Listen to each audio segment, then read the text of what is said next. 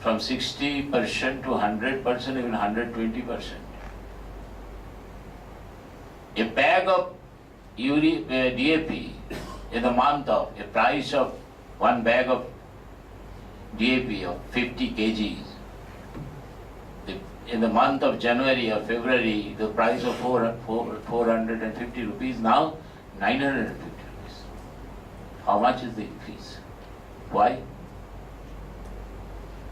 Because Government of India has decided, as international price has been increased abnormally. And we have to depend on our import, 60% of DAP. We produce, our indigenous production is only 40%. We import 60% of DAP. As 30% of urea we have to import, we produce 70% of urea.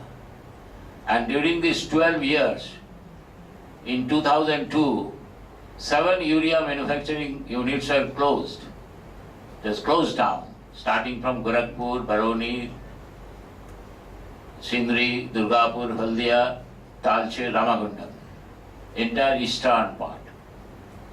And we have launched second green revolution in eastern India by closing down urea manufacturing units, by not sincerely trying to revive them, and Government of India closed down. And after closing down these 7-8 urea manufacturing units, not a single new urea manufacturing units have come up. That means the capacity which we had in 2002, after closure of the 7 urea manufacturing units, there has not been any addition in the capacity of urea manufacturing units. I am not propagating the use of chemical fertilizer, because particularly 2 states and eastern part of UP, where first green revolution was there, now stagnation has come. Soil has been degraded. We are examining this aspect, this problem, in our standing committee. Although our consumption of fertilizer is lower than Bangladesh and Pakistan, per capita consumption of fertilizer in India is lower than, much less than Bangladesh and Pakistan. Pakistan और बांग्लादेश से हम जो उर्वरक, जो किसान, उनका जो consumption है ये कम है, बांग्लादेश से भी कम है, पाकिस्तान से भी कम है, दूसरा देश से तो कम ही है ही, क्योंकि हमारा जो इम्बैलेंस, कहीं 450 टन यूज होता है और कहीं 25 टन यूज होता है, ऐसा भी स्टेट है. So it differs from state to state. And because of the increase in the prices, international prices, Government of India decided not to increase the subsidy. Farmers will have to pay increased price. For increased price, not a single paisa is being provided as a subsidy. Now the input costs are increasing, cost of fertilizer is increasing, has increased. Cost of seeds, if we allow GM in paddy, because already if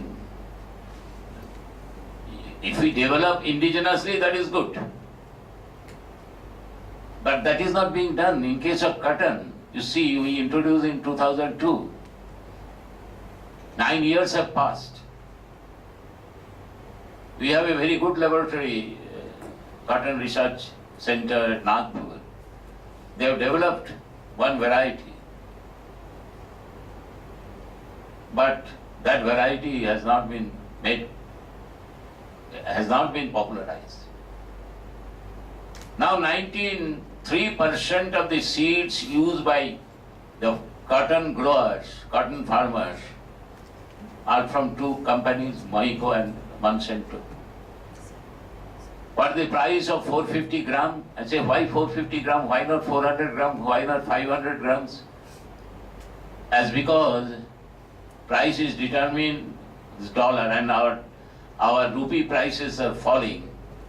There's a depreciation. Today it is 53 rupees a dollar.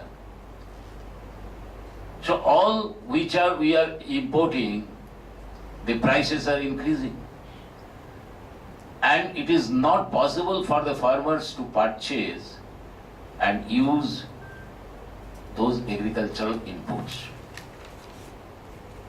As a result of increase in the prices of agricultural inputs, it has its impact in the production cost substantially. And what is the situation today, we must seriously think over it. Whatever minimum support price, that is also the basis for determining minimum support price, is also not scientific. And that price is also farmers today are not getting half of the price. There are some states, from the state from which you belong, Odisha, I was told, farmers are forced to sell a quintal of paddy at 500 rupees, whereas the minimum support price is 1080 rupees. They were less than 50%. So unless all these problems are taken care of, America can provide the farmers subsidy, but India, they are objecting that India provides subsidy in agriculture. In case of our extension of irrigation facility, I know there is a problem of water, groundwater is gradually going down. Groundwater is gradually going down. There is a need for micro irrigation, like check dam. We'll have to construct lots of check dams in order to arrest the water. That is the solution of scarcity of water. In future, groundwater will further go down, and it will not be possible to use the groundwater. We'll have to use the surface water. And because of climate change, you see, contingency plan has not yet been prepared. That is only in paper. National Action Program has been adopted, has been finalized. The Parliament of India could discuss such an important issue once, not in this Lok Sabha, but in 14 Lok Sabha. One day discussion only. How can we come to a conclusion with one day discussion? Now there is a demand for a special session on agriculture to discuss the problems of agriculture, agrarian crisis. Why can't we have a special session to discuss about the impact of climate change on agriculture, impact of climate change in our animal husbandry?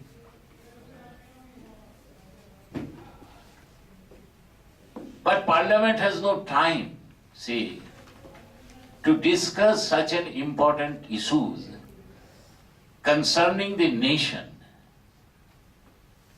like agrarian crisis, like impact of climate change in agriculture, in animal husbandry, in other aspects of our life.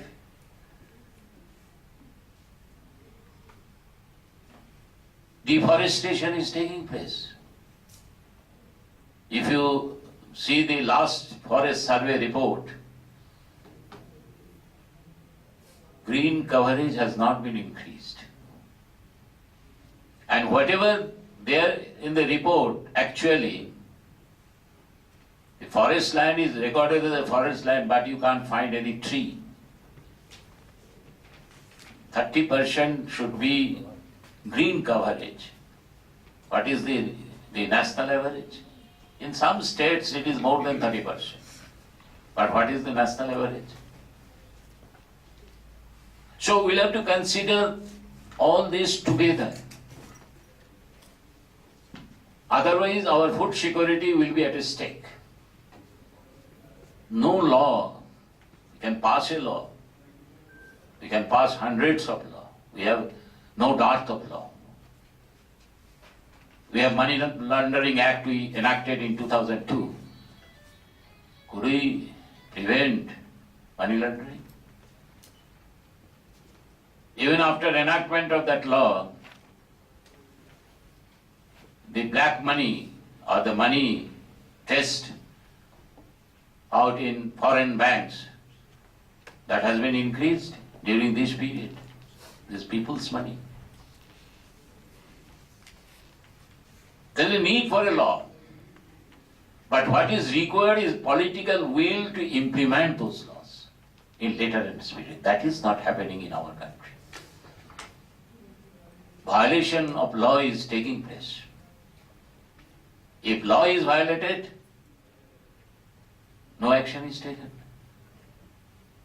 If in a rampant way, iron ore is looted, I went to those places, I visited all the mines. For 5-6 years it continued. Illegal activities continued for 6 years. And a family amassed wealth to the extent of 35,000 crore. This is our people's money, nation's wealth. That wealth can be utilized for providing, for increasing capital formation in agriculture. That wealth, the money which is now lying in the foreign banks, if that asset is brought back to our country, that can be utilized for extension of irrigation services, for construction of lakhs and lakhs of check dams. Because 60% of the land are rain fed. भगवान भरोसा है, अगर बारिश होगा तो होगा, नहीं तो नहीं होगा. ऐसा भी है, जिला है जहां पर 10%, 15% भी इरिगेटेड लैंड नहीं है. तो वहां पर तो पूरा हमको बरसात के ऊपर, पानी के ऊपर, रेन के ऊपर हमको निर्भर करना पड़ेगा. You have to depend and we'll have to face drought, as there are some area in consecutive 2 years there had been droughts in parts of Jharkhand, some parts of Bihar and also West Bengal adjoining this area. In 2 consecutive years there has been drought. Even 7-8% is the production. So we have to have a contingency plan, a comprehensive plan. Without that, by launching a program, second green revolution in eastern India, Bihar, Jharkhand, West Bengal, eastern UP, Odisha, where there is a potentiality. It is called sleeping giant. That area is called sleeping giant. That potentiality cannot be harnessed or utilized or exploited. For this, political will is required.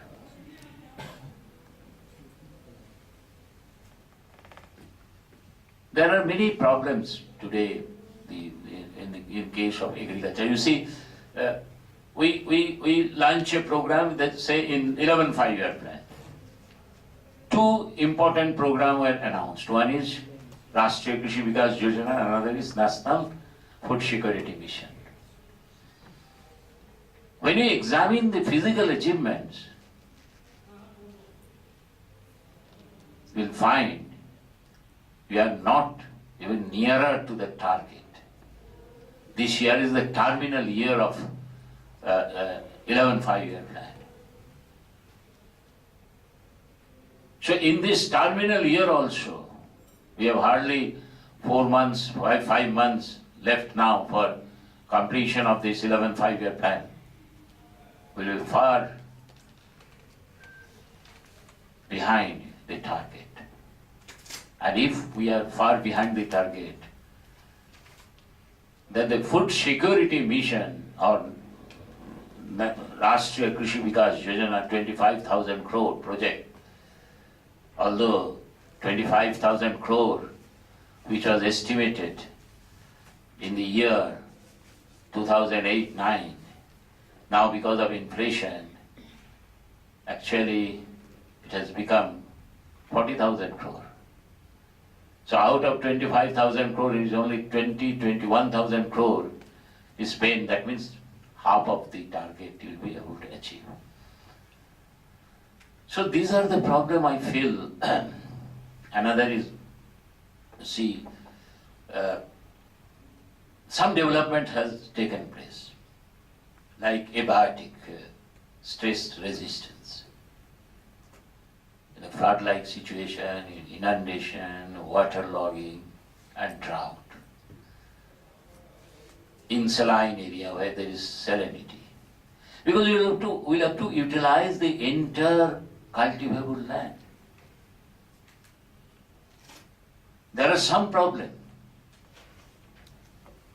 How will we be able to do that?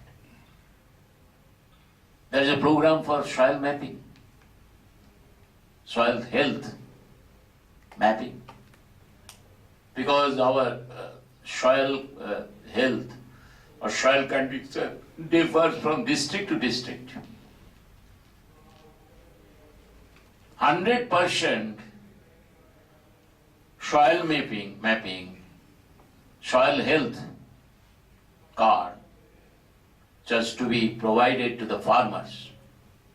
Unless farmers are provided with soil health card, how will you be able to know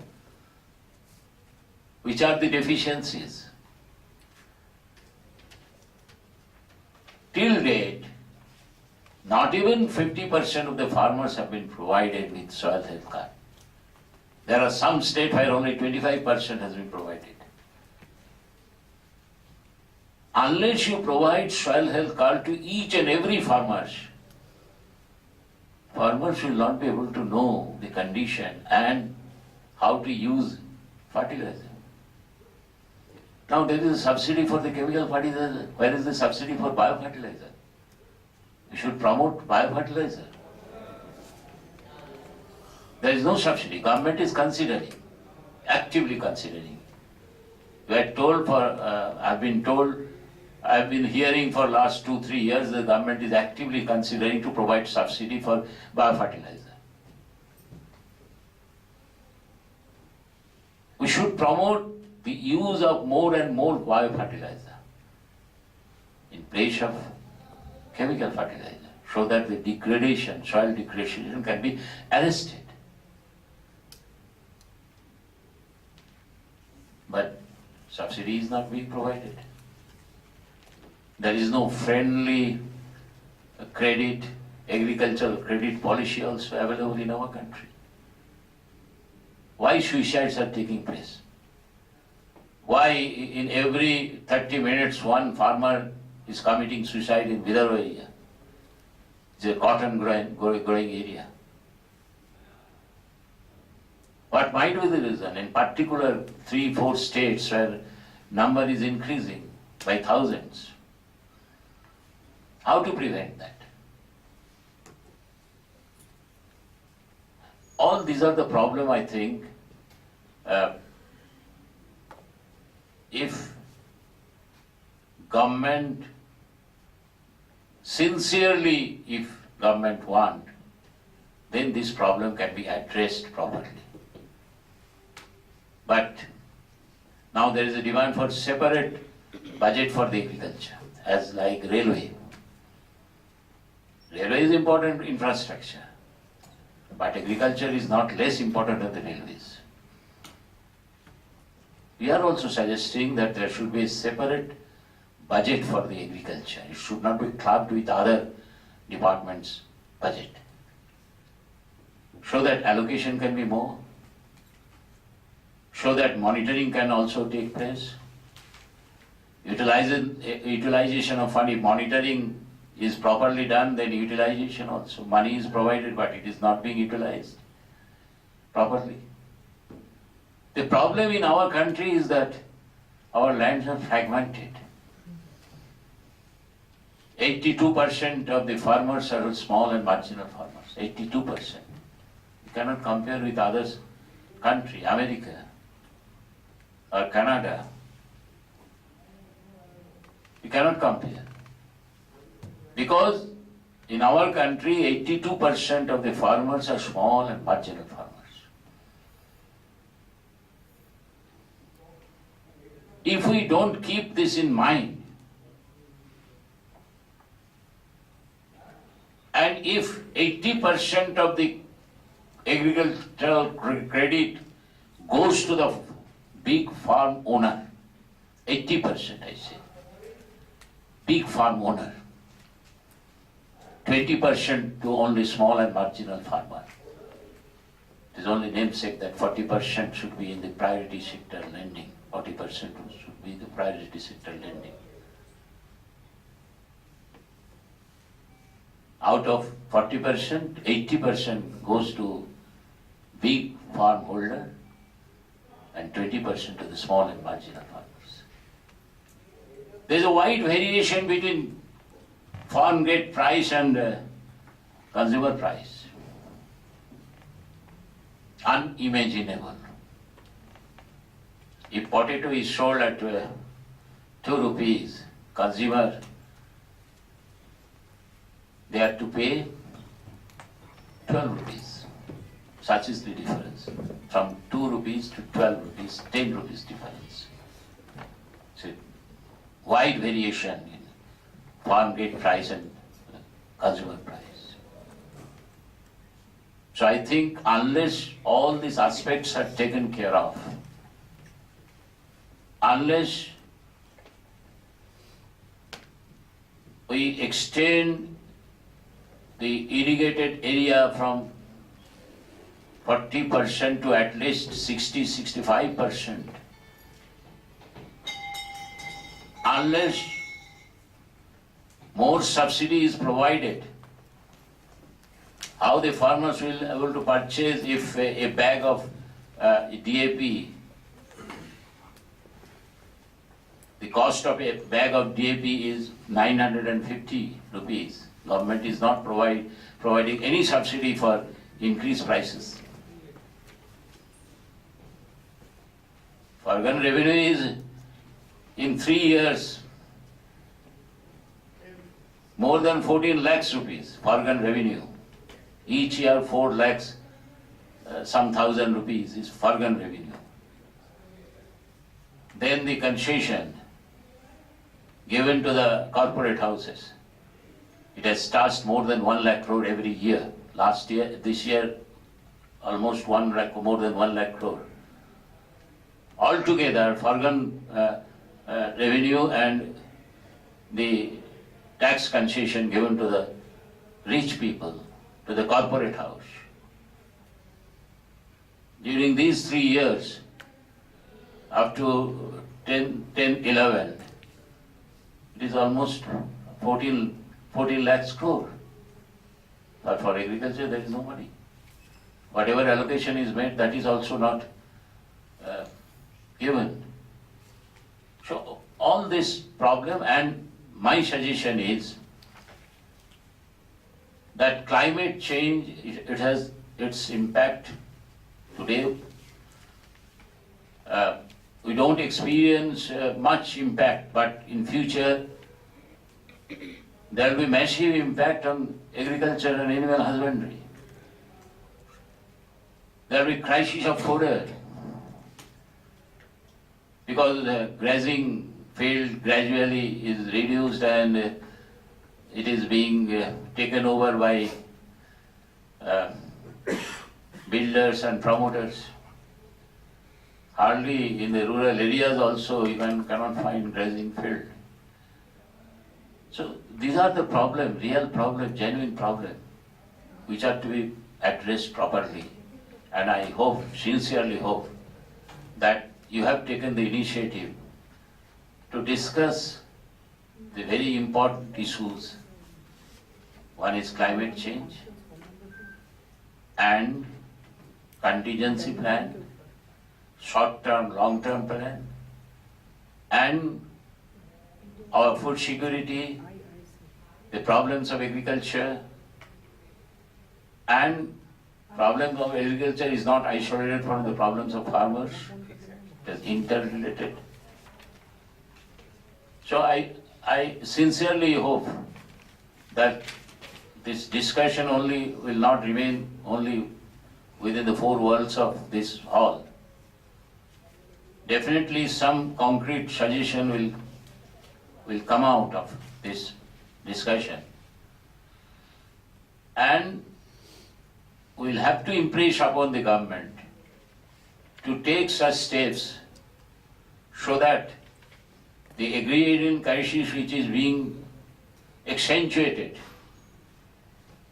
because of so many factors,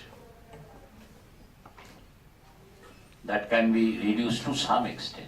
Thank you very much. Thank you so very much, sir, for dealing the issue so comprehensively, and we will definitely look up to you to provide leadership to our efforts and whatever we can, whatever efforts we can make in terms of bringing importance back to agriculture in national policies and also in climate change policies. So thank you so very much, sir.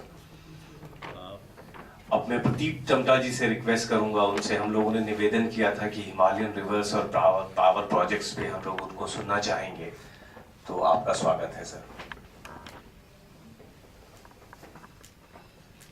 हमको जाना है 7 बजे से। कुछ question answer कोई कुछ सवाल हो अगर आचार्य जी से पूछने के लिए तो हम लोग पूछ लें, फिर सर निकलना चाहते हैं तो sir.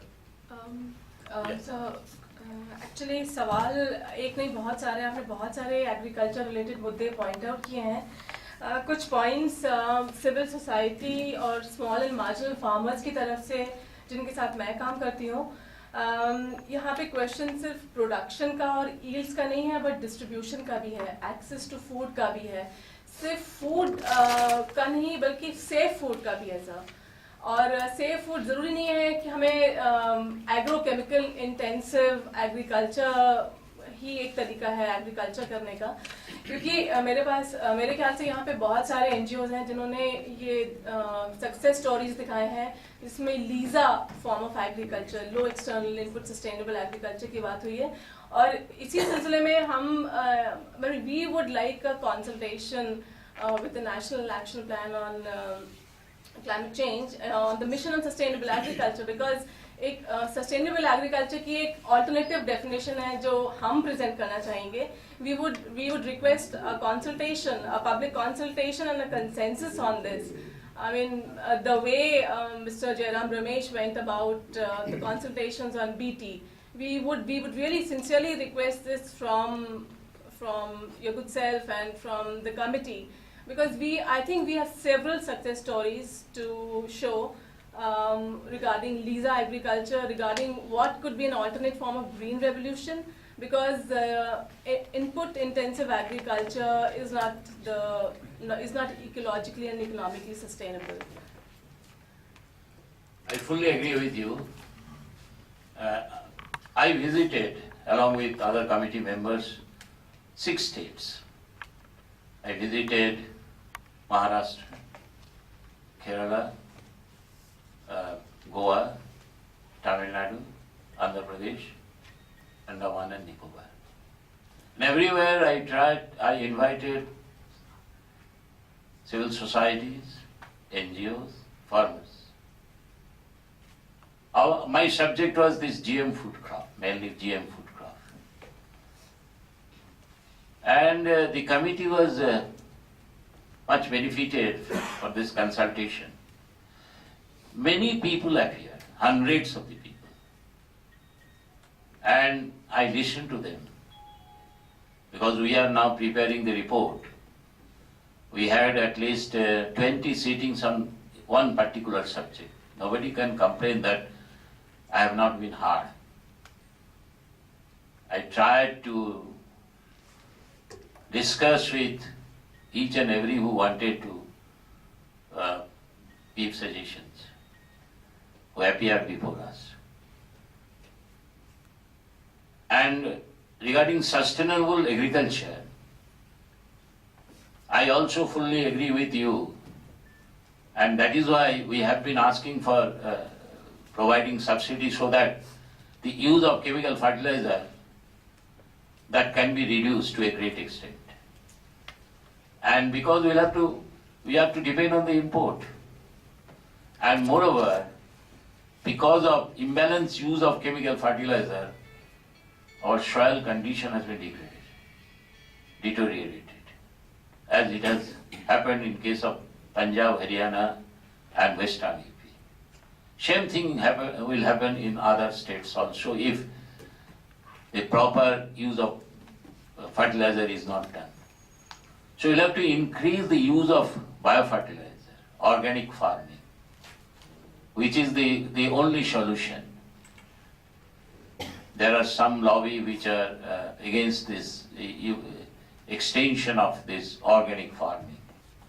That organic farming cannot replace the use of chemical fertilizer.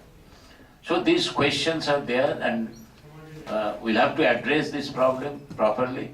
And definitely, I am also of the opinion we can have the sustainable agriculture if we can extend the use of organic fertilizer and also organic farming.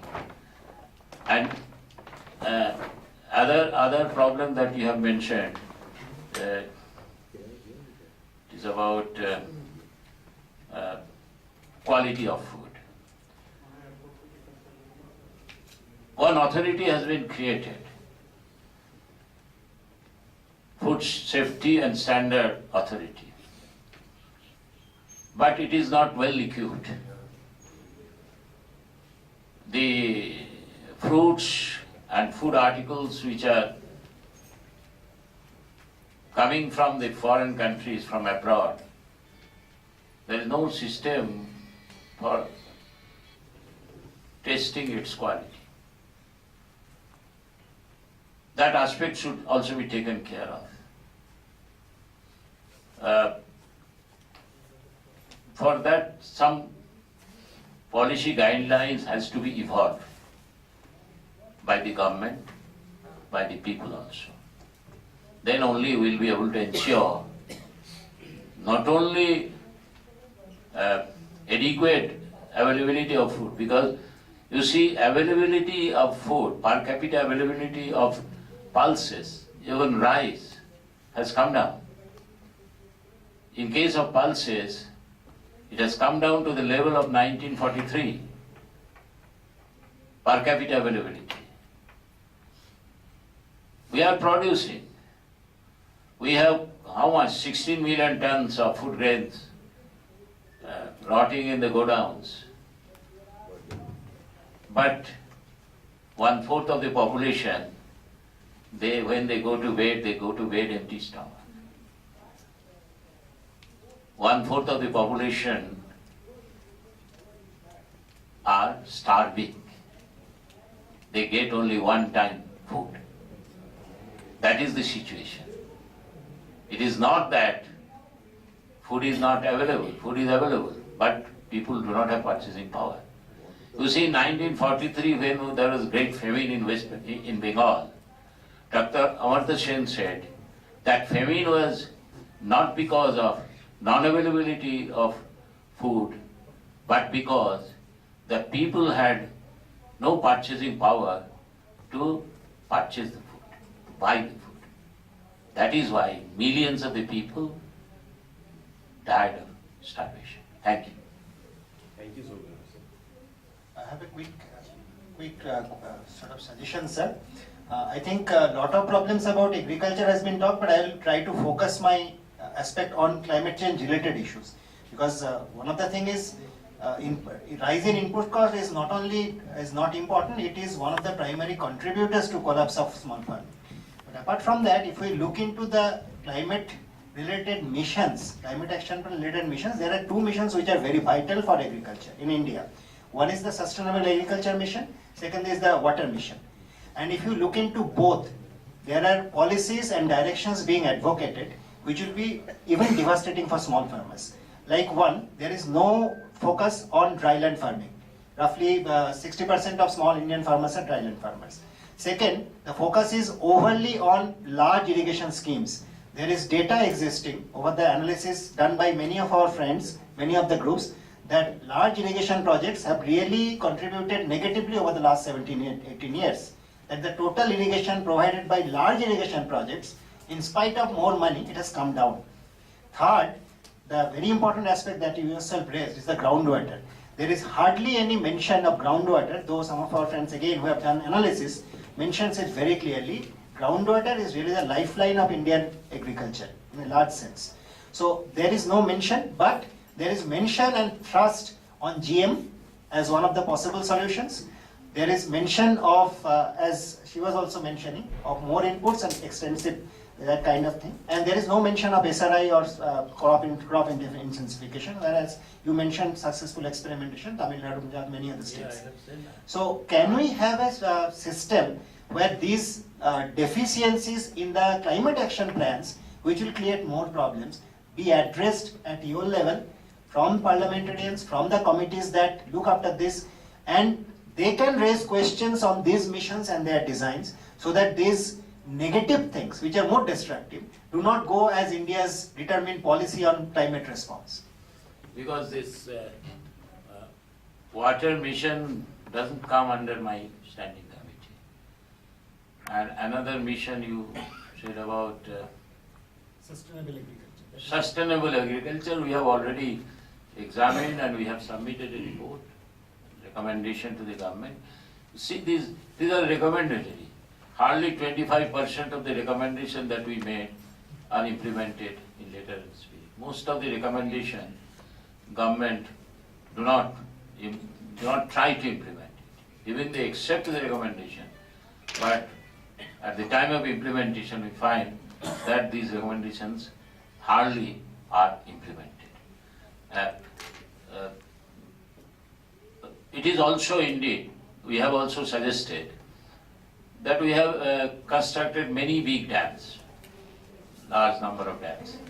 Still our irrigated area is only 40%. Now what is needed is large number of micro irrigation project, lakhs of micro irrigation, your check dams to arrest the surface water. That is not being done properly. So if we can do that, definitely we can change and we can face the challenge of climate change. Thank you. Thank you so very much, sir. Thank you so very much. Prabhat ji, can you please see off, sir?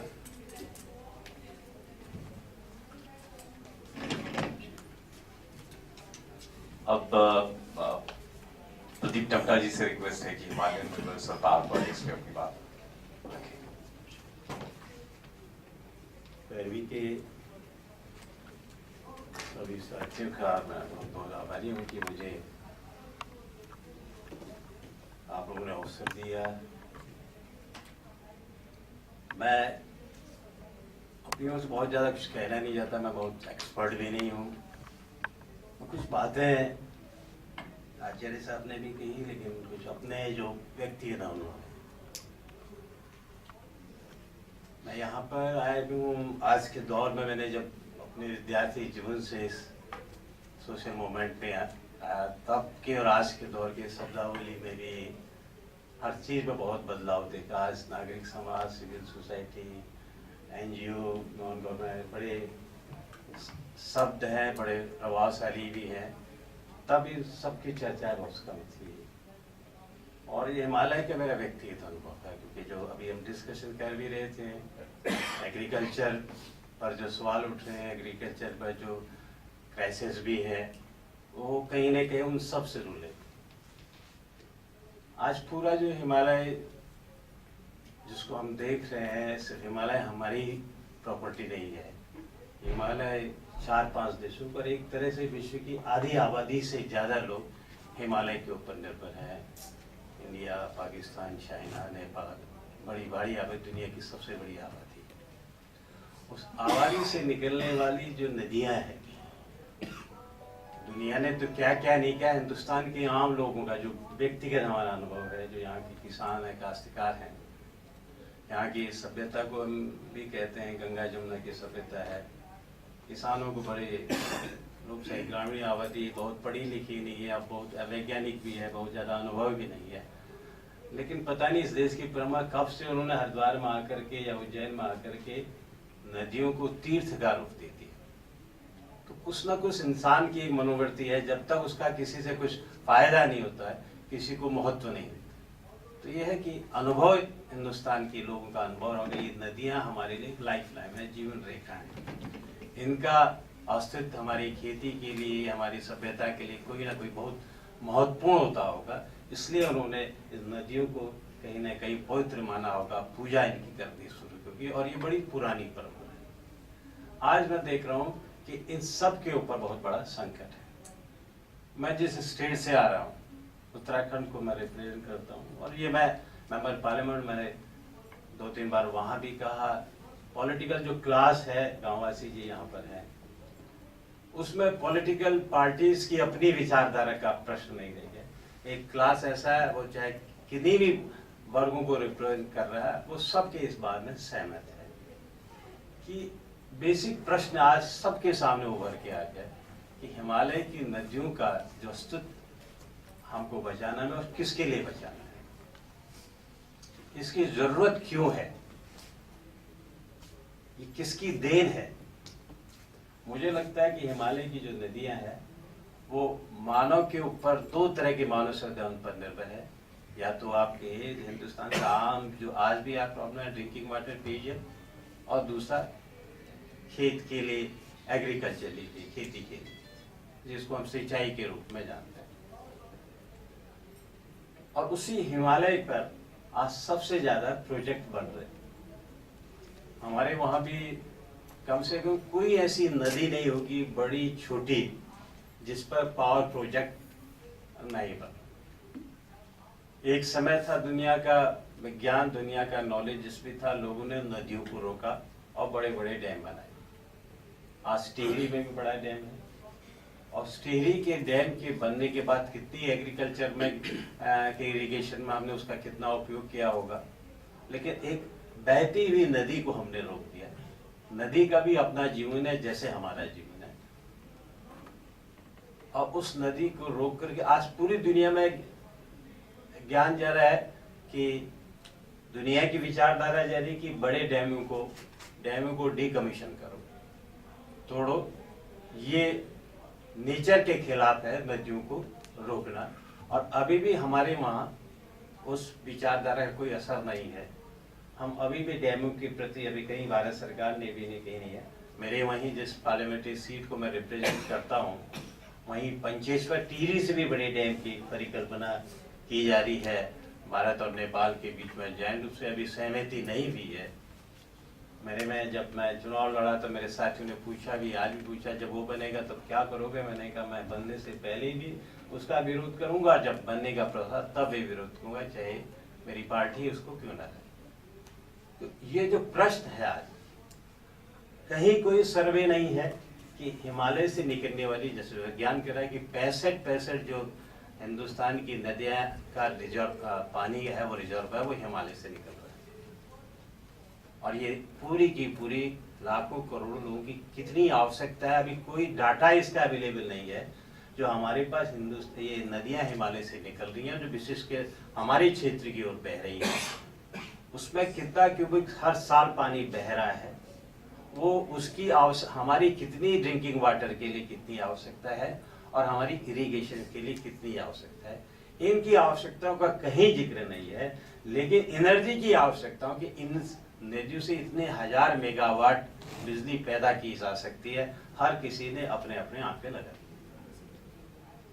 और उसके कारण क्या हो रहा है कि इतना बड़ा करप्शन है कि जब पीक आवर्स की एक बात होती है कि पीक आवर्स में हमको कितना बिजली चाहिए, उस समय कोई नहीं, उस पीक आवर में उस नदी से निकलने वाले में कितना उतना पानी अवेलेबल है या नहीं, ये एक बड़ा प्रश्न है। इसका कोई भी साइंटिफिक डाटा मेरे ख्याल से आज तक नहीं है। मैंने बहुत सी जगह पूछा भी, भाई हमारे पास नेचुरल रिसोर्स है, जो ये नदियों में बह रहा पानी, हम ये तो देख लें कि हमारे कितने करोड़ लोगों के लिए जो नदियां निकल रही हैं। एक बार पार्लियामेंट में प्रश्न मारा, हमारे बड़े बड़े लोगों ने भी कहा कि जो उत्तर भारत से निकलने वाली हिमालय की नदियां, इनको जोड़ दें साउथ की नदियों से। इस तरह की भी बड़ी बड़ी योजनाएं बनी। तो मुझे जब पहली बार बोलने का मौका मिला कि इसमें, मैंने कहा भाई नदियों को तो जोड़ दोगे, लेकिन पानी कहाँ से लाओगे? गंगा को तो आप झेलम से और कावेरी से भी जोड़ दो, लाखों करोड़ रुपए फिर उसमें खर्च हो गए, लेकिन पानी को कहां से जोड़ोगे जो पानी ही नहीं है? और इस पानी को बचाने के लिए कोई भी स्कीम हमारे पास नहीं। हमारे वहाँ डिपार्टमेंट है, इरिगेशन का डिपार्टमेंट है, हमारे वहाँ ड्रिंकिंग वाटर की डिपार्टमेंट है। ये दोनों पानी से रिलेटेड काम करते हैं, चाहे नेशनल लेवल पर, चाहे सेंट्रल गवर्नमेंट की अब तो वाटर रिसोर्स डिपार्टमेंट कर देंगे, स्टेट लेवल में इरिगेशन मिनिस्ट्री है या ड्रिंकिंग मिनिस्ट्री है, दोनों पानी का उपयोग करते हैं। लेकिन उनकी कहीं जिम्मेदारी नहीं है कि पानी को बचाने के लिए, कंजर्व करने के लिए वो अपने बजट का 1 पैसा भी मेरे ख्याल से खर्च नहीं करती। इतना रेन बरसात में पानी आता है, उस पानी को कैसे बचाते हैं, जो पानी उपयोग करे विभाग, उनकी भी कैसी कोई पॉलिसी नहीं। तो कुल मिलाकर के इस समय हिमालय के साथ यह है कि पूरी, मैं भी सिक्किम में किसी कमेटी की मीटिंग में गया तो सिक्किम में तीस्ता में मैं देख रहा था, मैंने अपने वहाँ की गंगा और अलकनंदा को बहते हुए देखा, उसके बाद तीस्ता को देखा। तीस्ता उससे भी पानी के हिसाब से सबसे बड़ी, मुझे दो तीन नदियाँ देखी, उनमें से तीस्ता बहुत बड़ी नदी है, उसमें भी लार्ज स्केल पावर प्रोजेक्ट कर रहे हैं। तो आज ये इस पर क्वेश्चन मार्क करने की जरूरत है हिमालय में से, कि हिमालय की नदियों को अगर हम बचाएंगे नहीं, इनको अस्तित्व को नहीं बचाएंगे। जैसे मेरे क्षेत्र के, मैंने अपने स्टेट में भी सवाल उठाया कि इन पर सिर्फ हमारा ही उत्तराखंड का स्टेट डेवलप नहीं है, इसमें यूपी, इसमें बिहार, इसमें बंगाल की जो करोड़ों लोग गंगा घाटी या जमुना घाटी की किनारे बसे और पता नहीं कितने वर्षों से बचे हैं। हमारी तमाम जो संस्कृति के मंदिर से लेकर, हमारी पूजा स्थल से लेकर, हमारी खेती, सब कुछ वहीं पर है। ये नदियों ने उसको सस्टेन किया होगा, आगे किसानों को उस क्षेत्र में बसने के लिए प्रेरित किया होगा। आज उस सब पर एक प्रश्न लगा हुआ, और इसके संदर्भ में हम सबको नए सिरे से विचार करने की जरूरत है। आखिर अगर बहुत से सवाल है कि एनर्जी की आवश्यकताओं के लिए, कि हमारी एनर्जी की आवश्यकता है, इसलिए हाइड्रो प्रोजेक्ट बनने बहुत जरूरी है। आज एक नया चीज है, धीरे धीरे कुछ लोगों का भी, सिविल सोसाइटी का, सोशल मूवमेंट्स का दबाव आया कि जो बड़े डैम बन रहे हैं उसके समस्या, रिहेबिलिटेशन की समस्या पड़ती है, उसकी सोशल कॉस्ट की समस्या पड़ती है, उसको हमने कभी डैम के प्रोजेक्ट कॉस्ट के साथ नहीं जुड़ा। टिहरी का आज यही है कि टिहरी में जो हजारों परिवार उजड़े होंगे, आज जिन जिन हालातों में है, उस बड़े डैम का लाभ उनको कहीं नहीं मिले। इस देश में एक अजीब परंपरा है कि जो राष्ट्र के लिए सब कुछ न्यौछावर करता है, उसके लिए उस राष्ट्रीय विकास में कुछ नहीं हासिल है। तो ये जो रहा, उसी के साथ साथ जब बड़े डैमों का विरोध होने लगा, तो अब एक नई टेक्निक